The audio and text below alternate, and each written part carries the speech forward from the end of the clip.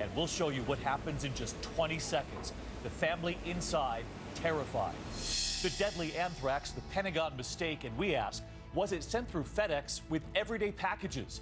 The urgent testing in several states tonight and the antibiotics now being given. The mystery, the balls of oil washing up on several popular beaches, shutting down miles of America's coastline. The air scare, the drunk pilot about to take off, and you will hear the air traffic controllers tonight.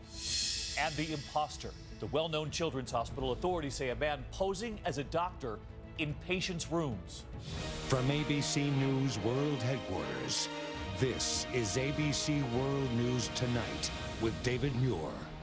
Good evening, and it's great to have you with us here on a Thursday night, and we begin with the deadly storms. Several tornadoes touching down, and this one a short time ago. These pictures coming in from Leota, Kansas tonight. And in Canadian Texas, they've now confirmed this tornado was an EF2. Winds up to 135 miles an hour. 33 million Americans bracing for storms, Texas all the way up to New York and Boston. And let's go back to that stunning image. Oh, no! That family in Texas, a father watching as the ferocious floodwaters burst through the front door. Meteorologist Rob Marciano with the storm track at this hour. But first, ABC's Matt Gutman at that home where those floodwaters came rushing in. Matt? Good evening, David. The scene here still apocalyptic right off the Blanco River. But I want you to see something. A 4-story wall of water came bashing right through here, so powerful that it washed that truck, 5,500 pounds, right into that tree. And tonight, here in Texas and across the plains, more severe weather ahead. Tonight, severe weather stretching from the plains all the way to Maine. Water rescues north of Houston and off the Blanco River. Amid all this destruction tonight, a rare glimpse into how one family survived the flood. Ernie and Sarah Perez on vacation with their 3-year-old daughter and another couple when... Oh, no! This terrifying deluge bursting through the door. In just 10 seconds, a whirlpool in the living room. Children's toys, furniture, debris. The river rushing in, pushing more than twice the volume of Niagara Falls. In just 20 seconds, the electricity flickers. We're okay. 911's not going to be able to get to us. We're okay. All right? You guys keep saying that, but look at the My main concern was getting trapped in that house with my daughter in there. So that was the hard part for me. The family telling its story to our affiliate KVUE. We were trying to figure out how we were going to get out of there. I tied sheets together to make a lifeline in case we needed to get from the window to the tree. And the water kept rising. You can see the water line right there. So that family, 5 of them, had nowhere to go. They're huddled in this room. Finally, they call 911, and rescuers come. The only way out of the house was through this window. Right here under the windowsill is where that rescue boat met them. Here in Wembley, the search still on tonight for 7 people still missing. The home they were in washed away. We must focus on finding those who are still missing. And David, folks here also focused on how to put the pieces back together in this community. And tonight, the news nobody here wanted to hear. Another flash flood watch right here. David. All right, Matt Gutman leading us off tonight. Matt, thank you. They're on the watch in the south and in the northeast at this hour. So let's get right to Rob Marciano with the new storm track. David, again tonight, we're going to start with the severe weather across the northeast. Powerful winds. We've got trees down from Maine right through Massachusetts and across the northeast. You see the cells on the radar. They are moving to the coastline. These watches will be allowed to expire here in the next few minutes. But the watches in the plains will not end anytime soon. Huge tornado watch there. Dallas under a severe thunderstorm watch. You're going to see strong storms, I think, after sunset. Of course, that's going to bring rain. We've already had the wettest month on record for Texas, Wichita Falls, and Oklahoma City on the similar note there. But the good news, no more severe drought. That's been gone. Haven't been able to say that for 5 years. But there is more rain on the way, maybe 2 to 4 inches of additional rain right through the weekend, David. All right, Rob Marciano with us tonight. Rob, thank you. Breaking at this hour, federal charges against a man once considered one of the most powerful in Washington. Illinois Republican Dennis Hastert, former House Speaker, tonight accused of evading banking laws involving millions of dollars, accused of lying to the FBI. Let's get right to ABC's John Carl in our Washington bureau with details. John, what are you hearing? Well, David, Hastert stands accused of agreeing to pay $3.5 million to, quote, compensate and conceal prior misconduct. He gave this money to an unnamed person who is described as somebody who Hastert has known for decades and who is from the town where Hastert taught high school before he was elected to Congress. Hastert is also charged with trying to hide those payments and lying to the FBI about them. Accused of trying to cover it up, John?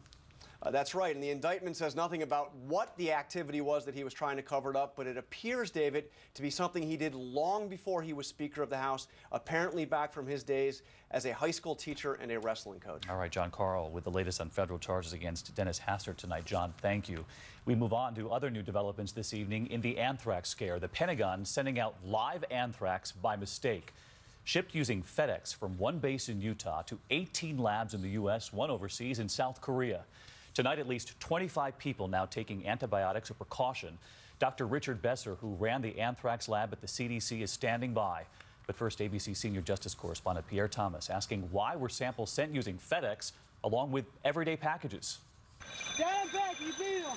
Today, nearly 24 U.S. military personnel in South Korea are taking antibiotics after possible exposure to deadly anthrax spores. They unwittingly used live and potentially lethal anthrax in a training exercise just last week. So far, no one has shown signs of sickness overseas or at the 18 affected laboratories in 9 states in the U.S. But tonight, 3 lab workers in Texas, Delaware, and Wisconsin are also taking antibiotics to prevent any infection. The review and search must be thorough because anthrax spores can potentially survive for years out in the open. And there's concern because those samples were transported by FedEx along with everyday packages. The anthrax scare began last March at the Dugway Proving Ground in Utah when a batch of anthrax known as AG1 was bombarded with radiation to render it safe by killing any live spores. But some of those spores survived, alive and potentially deadly. For the next year, shipments of the AG1 batch thought to be safe were sent to 18 labs across the country via FedEx Air.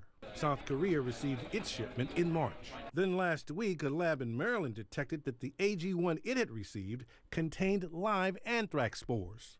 Authorities are not sure how many spores survived that initial commercial shipping. But David, tonight we're told that the original batch contained billions of spores.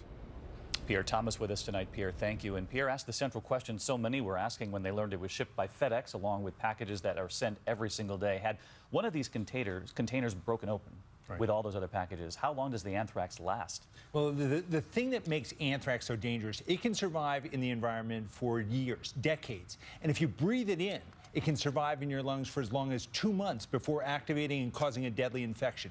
That's why they're being treated with antibiotics for as long as 60 days and being vaccinated. That's why they're taking those precautions tonight. Rich, thank you. We also have new developments in that massive auto recall, defective airbags that can explode right in your front seat, the largest in U.S. history, this recall. 11 major auto manufacturers, 33.8 million vehicles recalled because of Takata airbags. Millions of drivers frustrated still, though, waiting for a list. Tonight, some makes and models now revealed. But are the replacements ready? We told you we'd stay on this, and here again tonight, ABC's David Curley. A week after that Japanese airbag maker expanded the recall, we're learning that Ford, Mitsubishi, BMW, and Chrysler have told the government, and it's been made public, which cars carry potentially defective bag inflators, which can rupture when deployed, sending shrapnel through the bag. 5 have died in this country. But all the cars affected have still not been listed. For a manufacturer not to know which makes, models, and vehicles have a Takata inflator in it and the kind is just irresponsible. The government has said it could take days to weeks to collect all those millions of numbers from the car makers. And the car makers have admitted, once all the numbers are online, you may have to wait months, if not years, to get a replacement. Depends upon the manufacturer. Some, like Honda, will be ready to do it almost immediately. Some, like Chrysler, will probably take a year. And David Curley now with us live from Washington. David, how long until we hear from the other 7 automakers?